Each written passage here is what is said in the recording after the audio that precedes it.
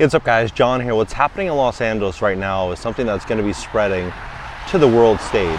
The Palisades fire has flared up in Los Angeles, forcing even more residents to evacuate. 5 separate wildfires rage across Los Angeles. Evacuations expanding tonight.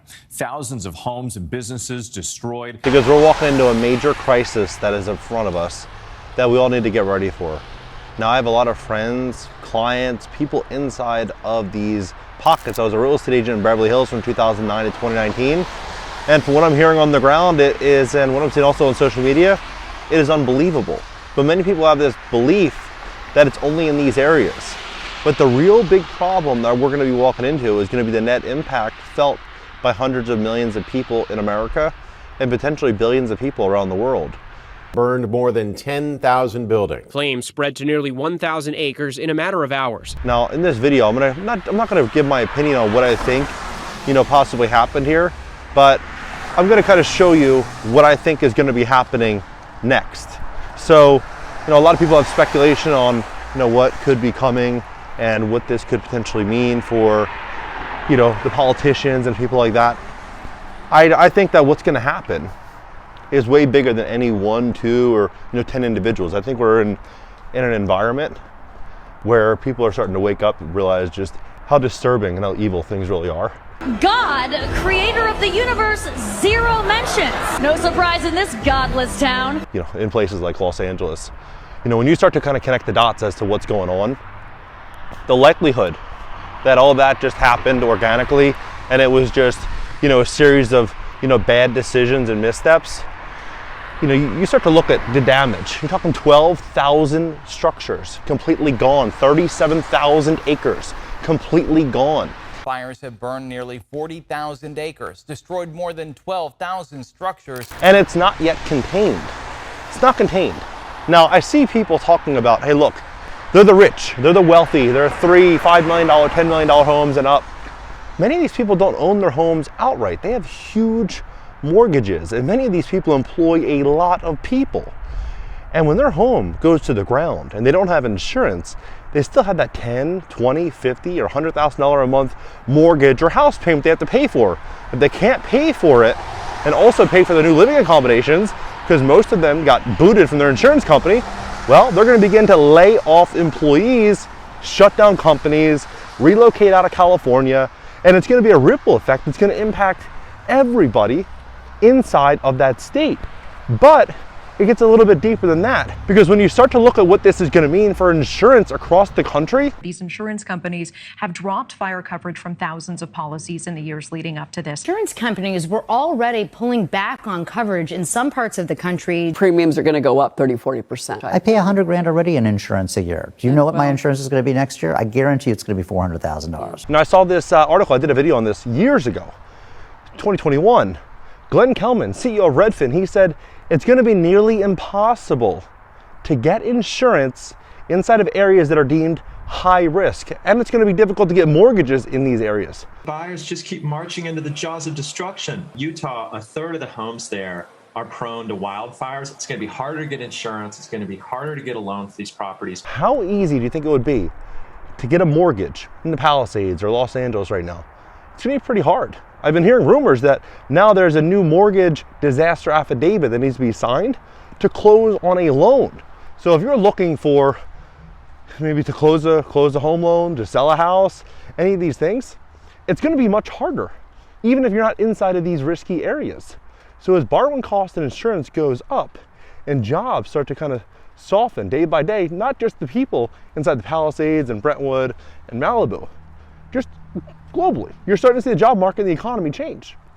Well, all of this is going to equate to a troubling economy. Now, here's my prediction of what I think is going to happen next. I believe a lot of that land, I don't think these homeowners are going to be able to rebuild. I don't, because you have a 2-year window with Prop 19 to keep your tax base. You're in a good economy, in a good real estate market with no disaster, you're lucky to build it in 2 years. When you have thousands and thousands of people wanting to rebuild a home, and you have short staff, I don't think that's going to happen. What I think is going to happen is I think vulture investors are going to be going out there acquiring this land for pennies on the dollar, and they're going to be able to go out there and build affordable housing units, and we're going to start seeing a lot of these property values start to sink, and even the people that have the capital and liquidity to go out there and say, look, I'm going to rebuild my home. Well, it might be next to a 50-unit apartment building. So you might have some beautiful home on Amalfi Drive, you might have some beautiful estate, but it might be, 3 doors down from a 50-unit Section 8 apartment building. This is what could possibly happen. And developers are likely going to be incentivized to build these homes because they'll likely get state funding, and they'll probably get grants, they'll get low-income housing tax credits. A lot of this stuff will actually happen. That's my belief. And we'll see if I'm right. But I think we're going to see a lot, and this is just pure speculation. This is, I'm not going off of anything except my belief that we're going to start to see a lot of this land get reused in a different way. And also you guys have to ask yourself, how long would it take to scrape and clear these lots? I'm not doing all that in a year. This is going to be like a multi-year thing where I believe we're going to start seeing a lot of these property owners filing for bankruptcy, and you're going to just start seeing these investors stepping up and just buying tons of property. Now, could we see a situation where a lot of these people move to Miami? Maybe. Could we see a situation where a lot of these people are relocating out of California and a lot of people are now getting fed up with the policies of California? Maybe. But I don't think it's going to be the thing that really moves the needle. I think what's going to move the needle is what's going to happen across society with everything from cost of living to inflation to the labor market. Everything is going to be about affordability. Everything. And we're going to likely see this being a real crisis. My prediction is we see this huge migration in 2020, 2021. The migration was leave LA, leave San Fran, leave New York City, go to Austin, go to LA, or go to Miami, go to these, these cool locations, low taxes or no tax, no state income tax. Right, that was a cool thing to do. Well, my prediction is 2025 to 2028, everything is going to be about affordable migration, where most people are going to be forced to migrate to places they can afford to live. Like, look, you have like all these people here building all these homes. They literally looks like LA. Building all these homes like this. These are selling for like 200 grand a couple years ago. Now these things are selling for like $650,000, $700,000. And then you go on the other side of the road and they're selling for like 150. You go on the other side of that, they're selling for like 40 to 80 grand. It's crazy, but that's what I think is going to happen. I think we're going to see this huge push for everybody for affordability. I bet that's going to be the really big, the big trend.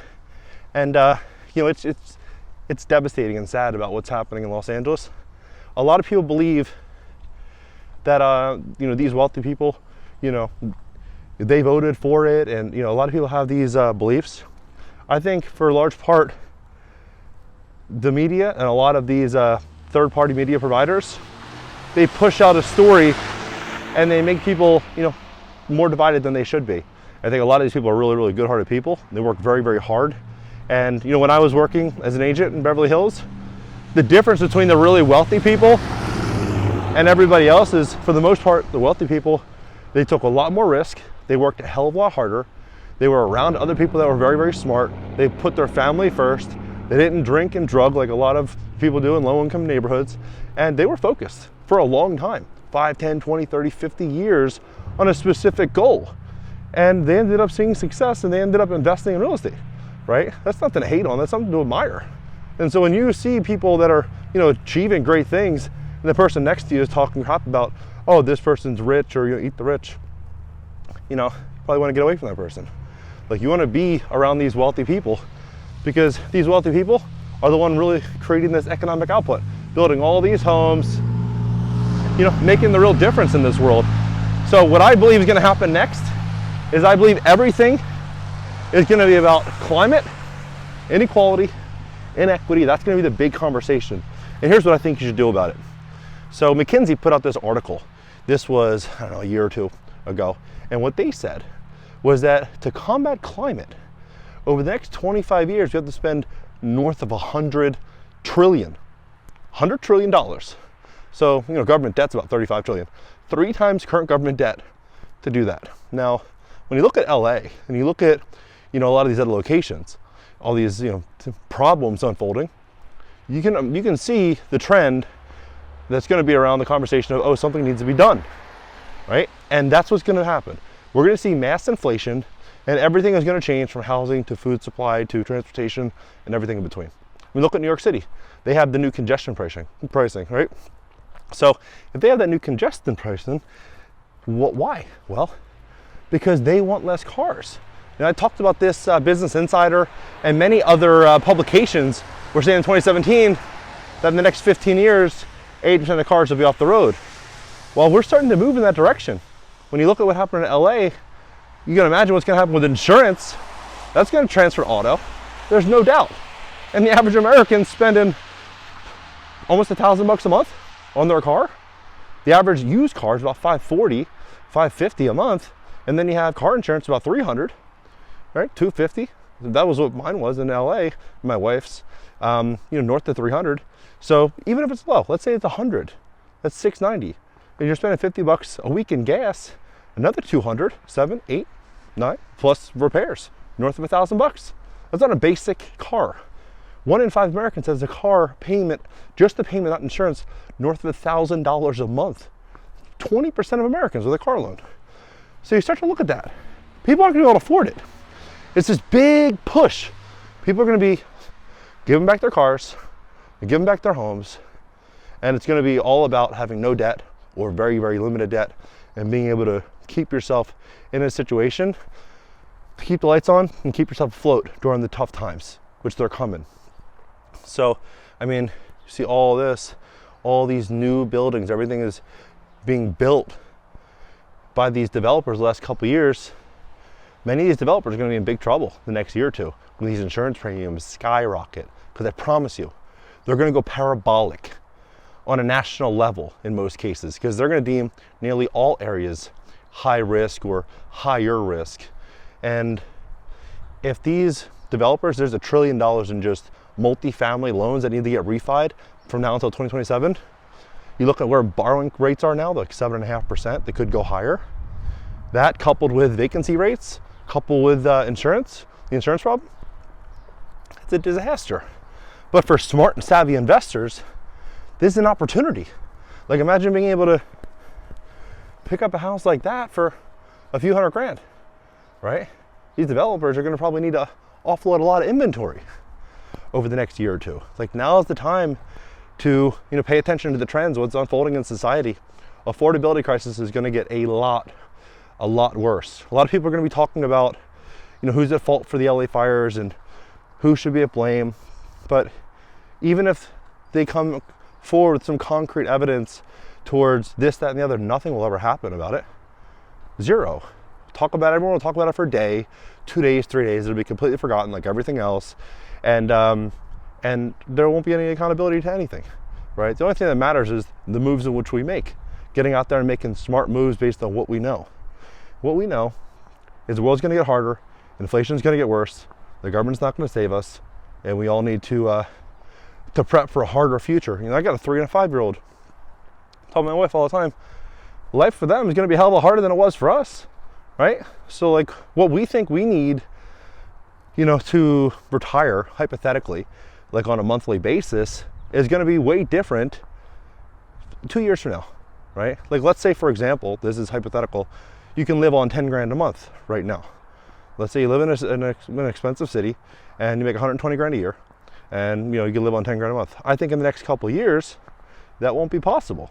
5 years ago, they said if you made 100 grand a year, you were basically like a success symbol. You go to like a Christmas party and, people would ask you for life advice.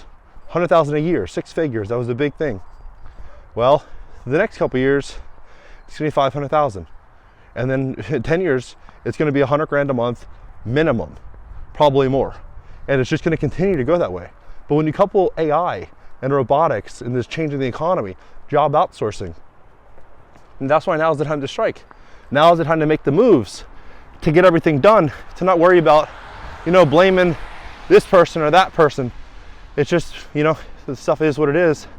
It's a tragedy what's unfolding in the economy, but neither you nor I or anyone's going to change it, So you just look at what's happening here. Look at these homes.